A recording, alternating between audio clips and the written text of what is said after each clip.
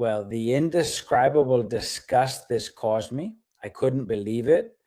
I thought it was from that other time when some Chinese people came and spoke with Barça and La Liga. We showed the footage where Gaspar was also hugging Tebas and getting along really well with Laporta, etc. This was at the Conde de Godó tennis tournament in Barcelona, which is always held every year around April. And Tebas was going over to hug Laporta. This was the moment. Espera que un sonido.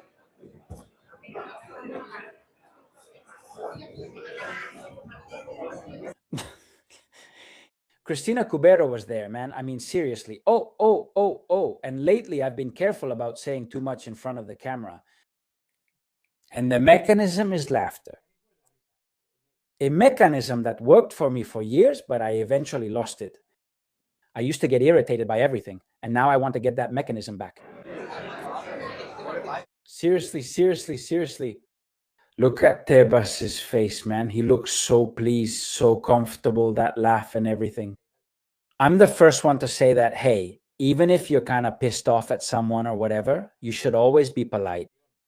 But politeness only goes so far. I mean, if I were the president of the league naturally, and I saw the president of Barcelona, of course I'd shake his hand. If he's going to hug me, well, I mean, I wouldn't like it, but... And now I'm going to explain why. I think the reason is pretty simple. I don't need to explain it to you, but in case someone from Enarmia is here, I'll explain. Well, yeah, if he hugs me, I'm not going to dodge it, right? But still, I try to keep my distance. Why? For several very simple reasons, very easy to understand. The thing is, let's see, you're a party to the Barcelona Negreira case. Look at Tebas, man. I mean, what he said about Laporta back in the day and what Laporta said about Tebas. Yeah, people have the right to reconcile and all that, but the reconciliation was clearly very self-interested. And besides, Laporta even said it. It's in our interest to get along with the league and with Mr. Tebas.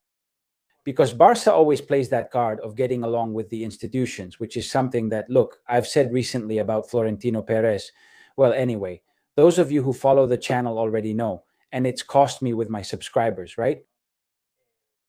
Both good or great things regarding how he has positioned the club from an institutional and economic point of view, and things that haven't convinced me, even seemed bad to me, like, for example, on the sporting side, and then getting into bed, figuratively, with Barça too, since we were interested in the Super League, right? But if there's something really good that Florentino has done, it's that he's not a hypocrite at all. Florentino, maybe with some politician, he is a bit of a hypocrite because it suits him a little more there, right? But with La Liga and at the time with UEFA, let's see what this reconciliation with UEFA is about now. But Real Madrid has never played that game of let's get along with the institutions so things go well for us in sports. Laporta knows perfectly well how this works, and it's gone well for him, so much so that he not only got along very well with Villa because it suited him, changing the voting discipline at that time, in those elections of 2003 or 2004. Alphonse Goudal already talked about this, who was vice president to Laporta in that first period of Jan's presidency at Barça, and well, maybe just swallowing his pride, because Villar himself didn't really like him because he knows well that the power is in Madrid, and those things they tell you, but it's convenient for them. It's in their best interest to get along. But not satisfied with that, on top of it, he was paying millions to a senior refereeing official, right? So in this, he's a master, even though, well, anyway, we all see the hypocrisy and how the record exposes his hypocrisy. Because, of course, when Laporta, a few weeks ago, when things were going well for him, he used to say that, right? How can they go after the referees? They're people. We respect the referees a lot. And as soon as he had problems with that, he launched furious attacks against the refereeing, right?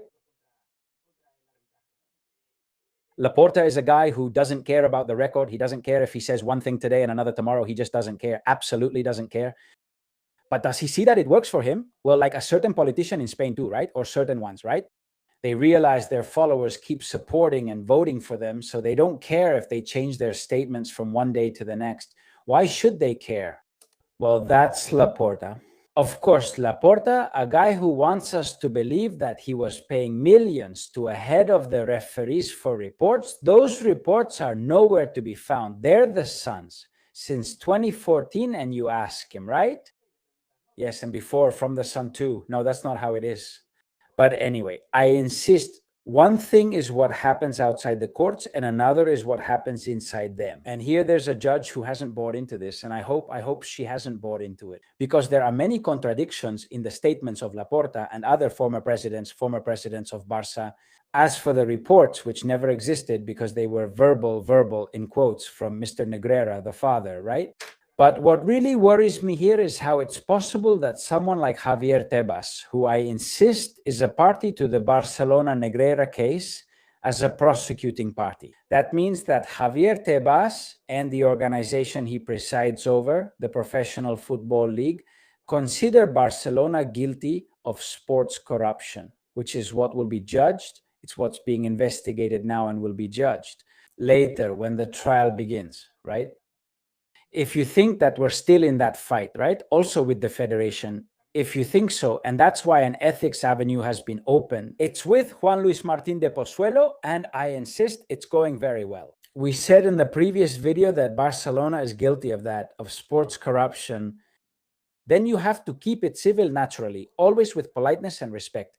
You're not going to stop greeting anyone or stop talking to anyone, especially when you're the president of an institution. But you have to be consistent. Here, Tebas is not consistent at all, but not just with that. I mean, he considers Barça and therefore Laporta as well. You know, he's not charged, but that's because that crime is covered in the penal code. Since 2010, 2011, when Laporta had already left the presidency of Barça, that's why Laporta is not charged, even though he tries to sell it as a victory. No, I haven't been charged. I haven't been charged, but that's just because of timing, right? But I insist, if you consider him guilty, then you can't go and make a fool of yourself like this. It just doesn't make any sense, but we can also apply that to the questions the league's lawyer asks. When Laporta goes there to testify, or when other former Barça presidents go to testify, these ones as defendants, you either ask one question or none, and then you ask questions that make you wonder, are you here as the prosecution, or are you here to defend him, or are you here so that nothing happens? And really, it's the last one, isn't it?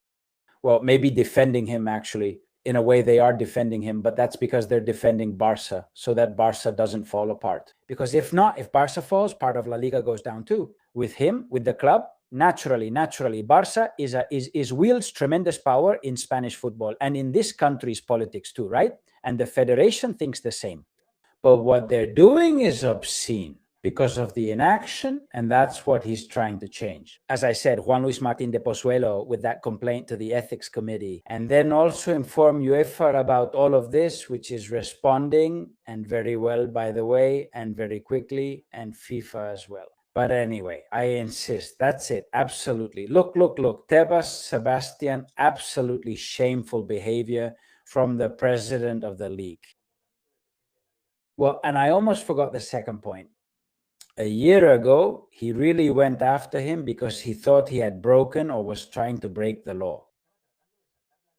With Dani Olmo's registration after the deadline and when the higher sports council saves Barça, Tebas is still very upset, in quotes. Each time, I increasingly felt he was doing it a certain way, for appearance's sake, because it suited everyone that Dani Olmo was registered under that injunction, or even that emergency injunction, which is still in effect today, a year and a half later. So, of course, how could we not feel sick to our stomachs, we Madrid fans and decent people, with what we're seeing here, right? It's unbelievable, man. It's just unbelievable. From now on, chatting away. I don't think they're saying anything here. Let's see. Hold on. We probably won't make out anything, but I'll try. Let's see what they're saying.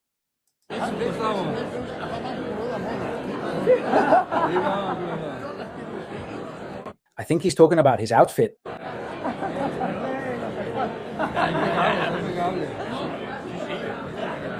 Yeah, like if the tie suits him, or maybe he's lost a bit more weight, and any of those silly things people say just to say something, right?